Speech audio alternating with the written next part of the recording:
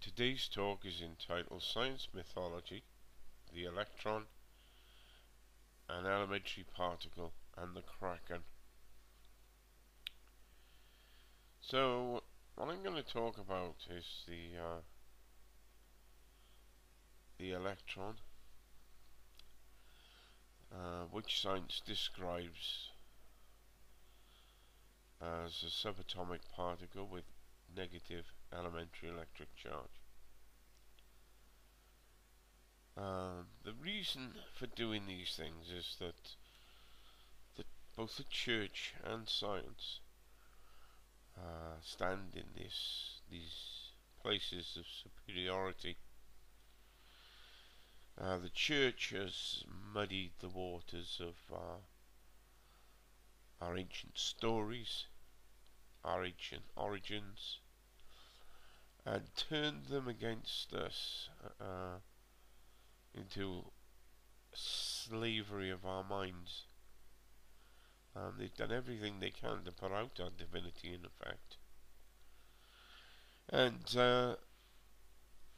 we are subservient to the preacher, the vicar, the archbishop, the pope, whatever. They've got this tier of power.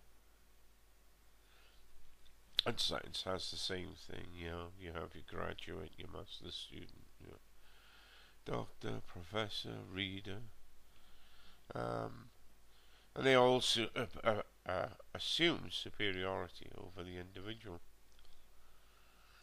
And so we've had our ancient mythologies absorbed into religions and distorted. We haven't got a clue what on earth our past was about. It was done to enslave us, so we can keep on buying salvation in religious terms. And now we have what's taken over from that religious dogma is the science dogma. And what I'm doing is, obviously religion has killed itself, and science will kill itself also. I have nothing against the science process. Unfortunately, the science process is probably as big a mythology as anything else. The science process is supposed to be the empirical search of truth. And when a new truth is found, they should come out and say it and destroy the old ideas. And if it was a search for truth, these ideas would never have taken hold in the first place. So the electron is a subatomic particle with a negative elementary charge. This is what is stated. An electron has no components. It's made up of nothing other than the electron itself. It is generally thought to be an elementary particle. So, that statement is not true.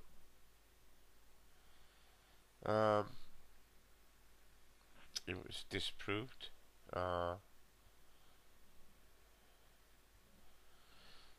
in some recent science. So, the properties of these electrons, as in all particles, as with all particles, this is the quantum properties of the electron. Electron can act as a wave. This is called the wave-particle duality, and can be demonstrated by using the double-slit experiment. So now the electron is a particle. There is an electron particle, and there is an electron wave. But of course science, because it doesn't quite understand it and can't comprehend it, tends to sort of, the electron wave is swept under the carpet.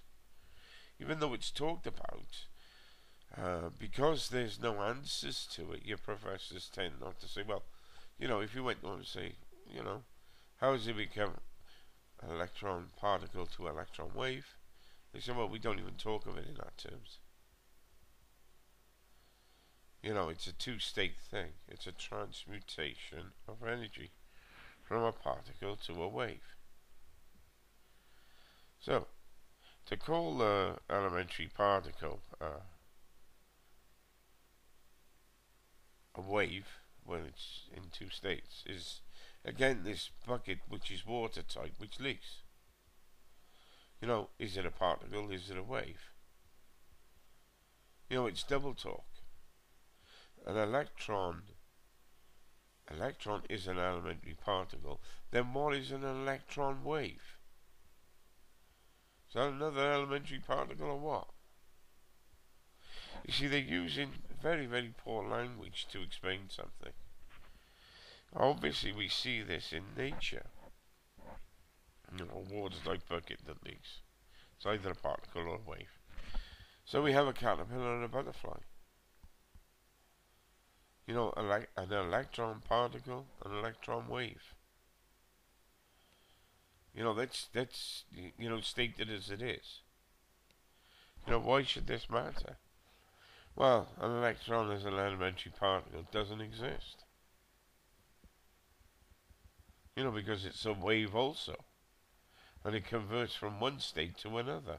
What happens in that state? And anyway, this was always known. I mean, it's pretty damn obvious. And that energy is constantly transforming. Obviously, most people will know that the occultists are part of the mystery schools. I think the Secrets of Hermes, many people will be aware of it. This is where the mystery schools. You have the Hermetica and you have the Kabbalah Hermetica, and that stuff that Madonna is studying, and in amongst that is, if you read some of the text, you'll get them talking and meditating and talking to the spirit world, calling up demons. But they also is some other text which refers to what the Illuminati already know. They know this because they've translated all these texts and held these texts within their own Masonic traditions.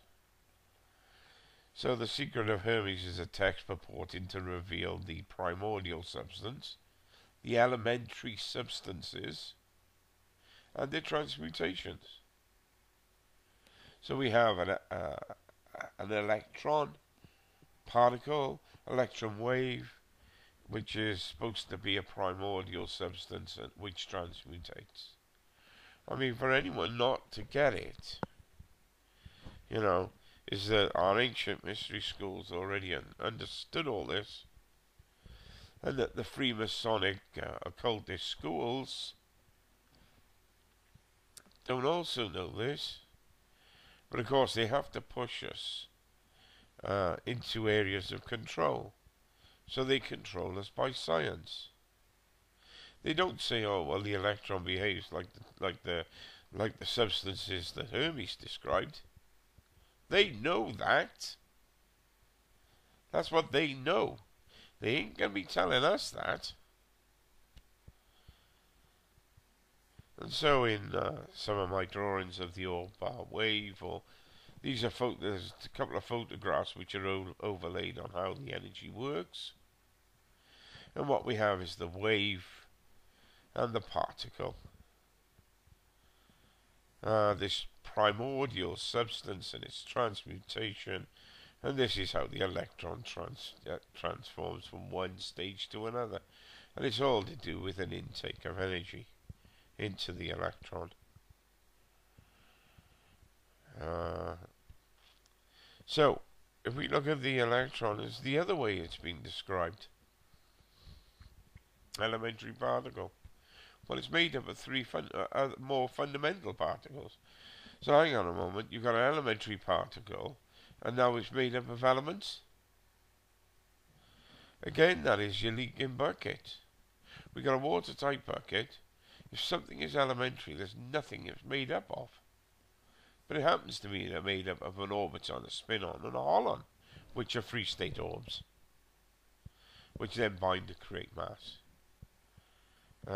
Eventually, some scientists will pick this up, but I'll do the hard work for them. And so we have an electron as a fundamental particle, or elementary particle. Well, we know that it's a particle in a wave. We know that they're not happy to, scientists are not happy to talk about it because they don't understand it. And we know it's not elementary, or an elementary particle. It's made up of stuff. So the description that science is using to describe something is a leaking bucket that's watertight. That's all it is. So, in these talks, I've been comparing them against ancient mythology, the last one, because I want to see if there's... we now know that to describe an electron as an elementary particle is untrue. The electron particle, the electron wave, is certainly not an elementary particle. It's made up of stuff. Their science has proved that it doesn't exist. So I want to refer to the Kracken.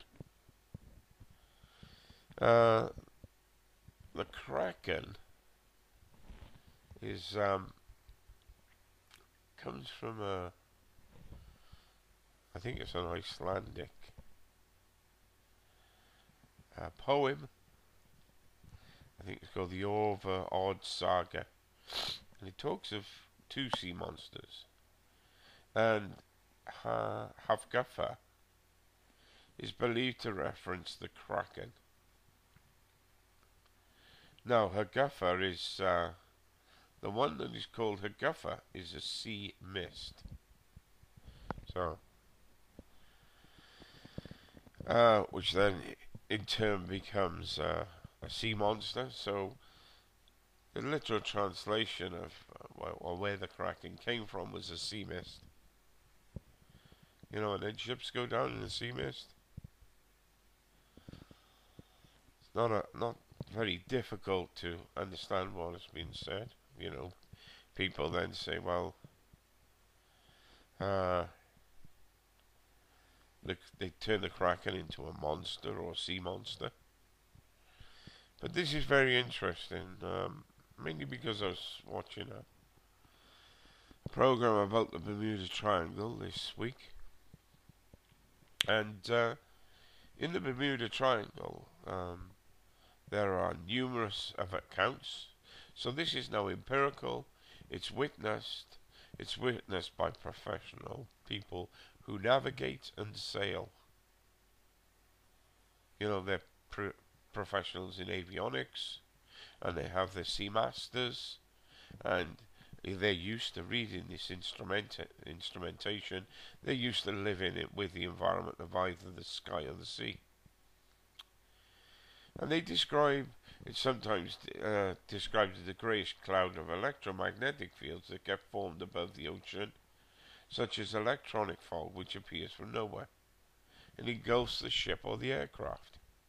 So in the Bermuda Triangle, they're flying along, their navigational aids go off line, they enter into mist, they enter into vortexes, and these are first-hand and modern experiences, but they go throughout time backwards. So this mist is forming in areas of high magnetics, and we're losing ships and planes, the Kraken. This is an article from just a web search or whatever, and it's called, you wouldn't have heard of him probably as Hutchinson, the Hutchinson effect. And what Hutchinson was doing was taking decommissioned Tesla coils out of battleships, and he was creating these magnetic mists in his lab. Now, years ago I wrote to him because I'd pictured these magnetic mists. I put some of them in the book. The book is called Orbs, energy and mist, the secrets of the ancients. And what we have is one of these magnetic mists. Any people who photograph orbs will get well, it's not seen with the eye particularly, but digital photograph will pick up this magnetic burst. Now what you have is a small hoop at the bottom of this image, and the magnetic mist being pulled, which is recorded by the camera lens. We have a number of orbs being either pulled into the energy field of the Earth or out of the energy field of the Earth. And so the Kracken, being a sea mist or a mist, has seen by aviators, seen by people who sail ships with years of experience of sailing across oceans, recorded throughout history, and is more realistic than an electron as an elementary particle. So while science may laugh at the concept of a Kraken, its origins of sea mists or mists, which confused the obviously didn't have planes when the idea of the Kraken first originated. But we've had aviators now and people who sail ships witnessing this electronic fog. So we've had a language. This language has been used to electron is an elementary particle, my lord. You dare not question me. Well, it's a particle in a wave, mate. And you may have spent 50 years studying this stuff, but you're not telling me the truth. And so language is used to control us. And I want to, the Illuminati have done this for years. And, they twist a word here and they twist a word here, and they end up with Zachariah Sitchin in his Anunnaki has misled people. So this is an experiment, and I just want to, because I'm going to give you another take on the Kraken. It's a bit tongue-in-cheek. It's really just to show you what the Illuminati are trying to do, to confuse your mind or whatever. And it's supposed to be a bit funny, although there is a serious side to all of this. Loftus and Palmer did an experiment. They put videos together, and they were asked multiple questions to people.